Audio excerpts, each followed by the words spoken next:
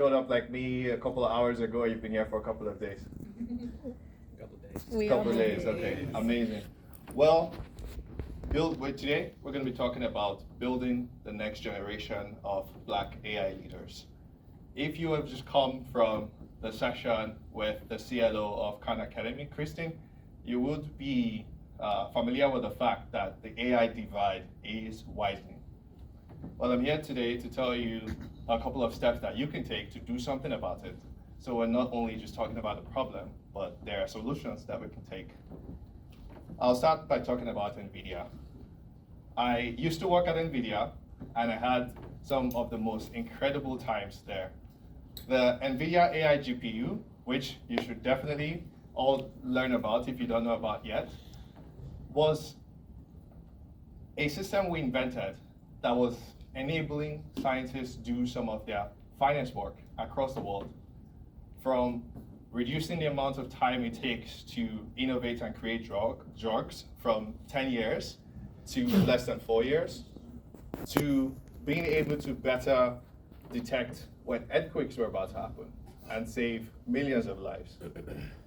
My position gave me the visibility to work with leaders and understand their plans for the next 10 to 30 years. Leaders from the largest organizations in the world, leaders from the largest countries, and I must say, some of it was inspiring. But what gave me cause for pause is that some of it was also scary to me. I was beginning to see portions of the world that would be left behind with all the plans that were getting made. Communities of color across the US weren't showing up in those plans. They were getting left behind. Women who hadn't made their way into tech yet were getting left behind. 90% of the continent I come from, Africa, was also getting left behind. And I tell you, this is not something we want to happen for our world. You would want the world's largest workforce to be builders and users of AI. I mean, what do I mean about the world's largest workforce? Some of you will be familiar with the stat down there that says that by 2030, the African workforce will be about 1 billion people. And basically it would mean that 1 in every 4 persons of working age in the world are going to be from Africa. Now, if those stats stand true, we as a world want these people to be educated about AI. And trust me, it's not just AI, there's going to be more technologies coming over the next couple of years. The next one appears like it's going to be quantum computing. We want them educated about these skills and ready to contribute to the workforce, because otherwise the implications would be pretty dire. So in 2020, I left NVIDIA and initiated something called the Futuremakers program. We learned very quickly something that a new friend shared with me last night. She said, real schools change slow. We realized that these spaces where they were pretty much getting left behind, these societies had a lack of resources that would enable them catch up. They had nowhere near the number of teachers they needed. They had nowhere near the number of classrooms. I don't want to say all the facts, all the stats of how many classrooms are going to be needed in Africa to train all the people who are eager and ready to learn, right? It's staggering numbers. And then for the existing schools, it's really difficult to change their curriculum. I don't know how many of you have been brave enough to try to change the curriculum somewhere, where you live. I didn't know much about this as an outsider. I used to think you just had to, like, why don't you just teach AI? Like, just teach computer science in school. Why is it that when I started my electrical engineering degree in Benin City in Nigeria, we were being taught how to code in Fortran? I don't know who knows about Fortran here, but it's many decades old. Why don't you change it? Why don't you just change it? Just change it. When we started to engage this, we realized it's actually very expensive to change the curriculum. As you get closer to government, you start to realize that sometimes they have good intentions, but it's just very difficult to do the work. Apparently, you have to print all these new textbooks, and you have to train all these teachers. You have to spend all this money doing that, but as of right now, they're still trying to figure out how to pay their last year's salary. So it's pretty daunting. How do we get past this? And so we decided to start running experiments and figuring out how can we design programs on the side that's ensuring that we're not waiting for someone to come save us and that we're doing something about this. We started to think about the tenets of education, the essence of education that we want, education institutions that we wanted to include in the program that we designed. We figured we would at the very least want to figure out a way to get the information about artificial intelligence, blockchain, disruptive technologies to these students, figure out ways to get them motivated enough to learn on their own without teachers, like we said, figure out ways to keep them accountable, have a system of accountability that keeps them going, and finally connect them to ways to apply those technologies. We eventually came up with 6 concepts that have been able to bring us some level of success today. It's been about 4.5, 5 years.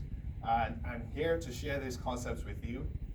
They're very simple concepts you've probably heard of before, but I'm hoping that by sharing with you why they work, it inspires you to include them, introduce them into your programs, your schools, your societies, your communities, so that collectively we can help reverse the AI divide. So the first one states that the best way to learn is to teach. Well, one of the best ways to learn is to teach. We actually stumbled on this one because we had no choice. We didn't have enough teachers, so we had to figure out ways to teach ourselves. And when we started to look into it, we realized that there are studies that show that students who teach their peers demonstrate increased levels of confidence, motivation, learning satisfaction, and academic performance. This can be explained more with a prodigy effect, where you just think about it. Those of you who are teachers in the room, before you need to teach people, first and foremost, you have to recall all it is that you've learned, which helps reinforce memory, right? Which means, when you get time for your exams, at least you remember what it is you're trying to do and you pass. Second thing is you realize the gaps in your knowledge base, and that forces you to have additional learning to fill in those gaps. And then the third thing is that when you're standing in front of people and explaining this to them, you start to recognize and react to their responses and re-explain your concepts to suit the context that they're bringing to the table. So you have a deeper understanding and a deeper, strong sense of critical reasoning skills. So with our students, the students in our Futuremakers program, we have them alternate every 2 weeks. They work in pairs and they work together to teach their mates about new concepts that they're learning. It's become almost a leadership playground for them to practice and improve their speaking skills. Speaking is actually a really tough one. I don't know how many of you, I don't want to generalize here, but there's a number of times I get on Zoom calls with some of our members the first time, and silence. Nobody wants to talk. I try to get them to engage, and it's just through silence. But through this model of having them up-leveling them to the level of being teachers, they become empowered to use their voice in the classroom, and it's pretty strong. Well, I said classroom there. We don't necessarily have them teach in classrooms. We have them teach in other spaces, which brings me to the second concept of book clubs. I told you simple concepts here, but they're pretty powerful. Book clubs transform learning outcomes. I don't know which ones of you are parts of, have been parts of book clubs in the past, but they have a very interesting way of getting you to finish the largest books, 1,000-page books, the kinds of books that I would never read. If the book is more than 200 words, count me out. But yes, but with book clubs, they first and foremost help you discover new ideas because you start to learn about genres that are important to the rest of the group that probably not important to you. You get that sense of accountability because your peers are there, and it gets you to read that 1,000 page book. And finally, it deepens your understanding because you get to discuss these concepts with the other people in the room and hear how they interpret the messages that are there. So these are part of why book clubs work. And because of that, we took the book club idea, evolved it into something where, because I'm part of the process, it wasn't about books, it's not 1,000-page books. We switched it over to videos. We have short videos, 10 to 20 minute long, or short articles, and distribute these every 2 weeks for the participants to read them before the session and then come in and have discussions of them. This is how we're able to get these students who in their regular classrooms have to talk about Fortran, but instead in our book clubs or our Future Maker clubs, they're talking about Sora. Those of you who are aware of Sora, it's less than a month old, right? Text to video from OpenAI. They are aware of this concept they would never be aware of if they weren't part of a program like this. And so I really encourage you to leverage these kind of after school programs if you're not already doing that yet. The third concept speaks about global networks. Global networks unlock incredible possibilities.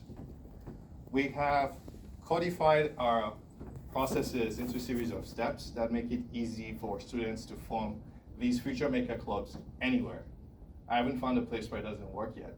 And so we have them form these clubs using our steps. Then we use a simple app that we've built so far to have them be able to discover what's being discussed in other cities. So you can have a student in Tanzania being able to learn that there's a Zoom link to a discussion happening in Trinidad or in Brazil, and join that discussion to meet new friends, meet new colleagues in AI, and discuss some important concepts to them and take it back home.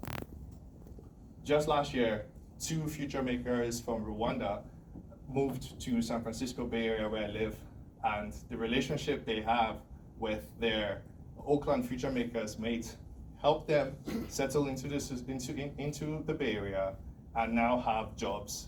They both have jobs at Oracle, which is pretty incredible.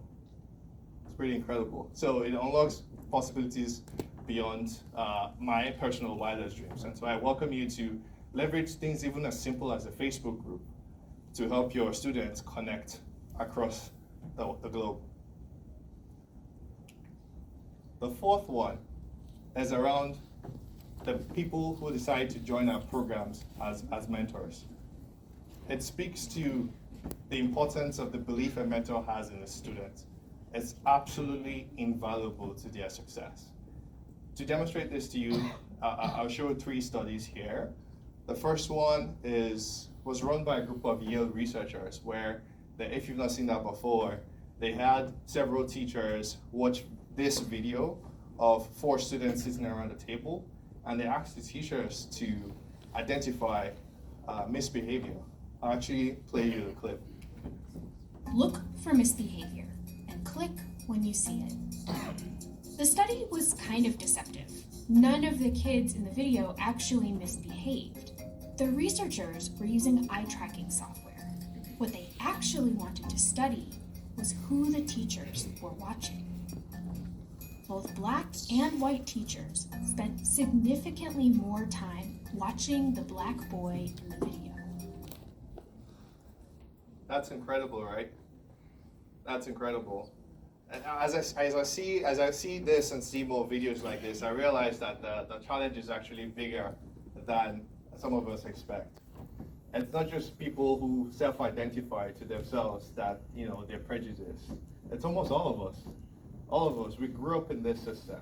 And so there are parts of the system that have just created us to have this bias. And so it's now a case of what are steps to ensure that we're catching ourselves and not doing this, even when we don't intend to. Many of us don't intend to, but this is what we're seeing in the US. It has significant repercussions. The next one is about rats. I think not many of us are very fond of rats, but this is the scientist's pet. This is a psychologist called Bob Rosenthal. It was in UC Riverside, I believe. They run this experiment. It's called Smart Rat, Dumb Rat experiment. I wonder if you can already figure out what this is about. There was a cage. They labeled the cage dumb rats, and another cage smart rats, and shared with his lab attendants that they should run this maze experiment and record the results of the test. Now, very shockingly, the smart rats ran twice as fast as the dumb rats. How can you explain that? The rats definitely don't speak English, except for in Ratatouille. They don't speak English. But apparently, the non-verbal cues from the lab attendants were able to indicate to these animals that there was a belief from the lab attendants that they could run faster. There's this level of support that you provide to people you believe can do well. And then that support is taken off from people that you don't believe can do that. This is powerful. And the final one, it's the Pygmalion effect studies with a set of military group. They were trying to take a course. And so they were randomly split into two classrooms. On one classroom, the military leaders were told nothing about this classroom. And the other classroom, of course, they were told that they have strong leadership potential. Obviously, you can guess it. At the end of the study, the people in the special classroom significantly outperformed the other class. So this is really important, and we should think more about this and figure out ways to change these outcomes, especially from our students from marginalized communities. This is really important and critical to trying to reverse the AI divide. Some recommendations we've come up with in our team is, firstly, on the first one, it talks about encouraging learning as a journey with positive, future-oriented feedback. This is about the growth mindset, and such that even if you come in believing a person is at 10% of where you expect them to be, it is a journey. Share it with them, and that you believe that they can go through the steps needed to climb up that ladder and get to where they need to be. The second one is on celebrating milestones of progress and not just the outcomes, right? Not saying things like, great answer. How about you say, great question? Great question. It's about the milestones of progress. The third one is about joining communities of practice. They exist, and I imagine several of you are familiar with them, where you work with these groups, you learn to build the mental muscle to understand, to identify when these sorts of biases are coming up to the surface, and you're able to reverse them. This is very critical in our mission to reverse the AI divide. On to number 5, self-motivation delivers goals, okay?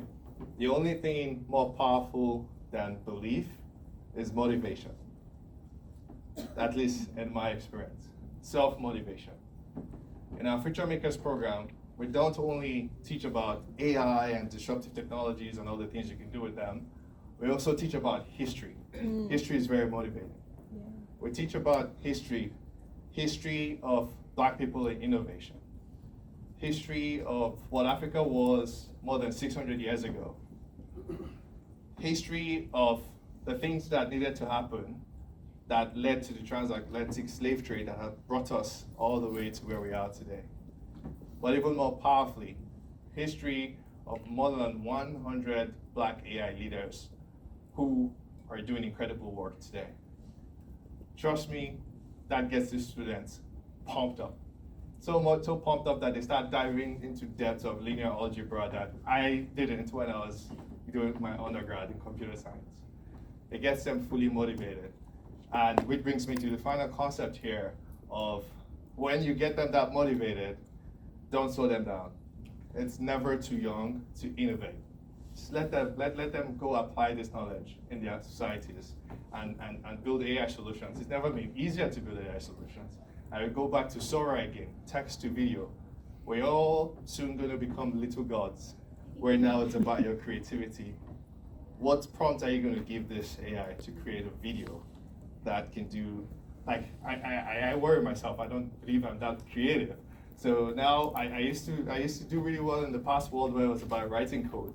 Now that it's about being creative and speaking to these AI tools, well, you guys are gonna win. These Futuremakers are passionate about healthcare. Passionate, like the kinds of ideas they're coming up with. They're talking about helping the villager, the woman in the village, an African village, that needs to spend her full year's salary or full month's salary to travel 5 hours to the city just to ask a question about a common code. In finance, they're passionate about figuring out ways to enable over the 80% of businesses today who don't have access to loans to use to improve their businesses. This is because of a lack of collateral. On the agri space, they are being inquisitive about how do you use tools built on AI to provide the benefits of large-scale farming to smallholder farmers, given that that's the majority of what we find in African societies.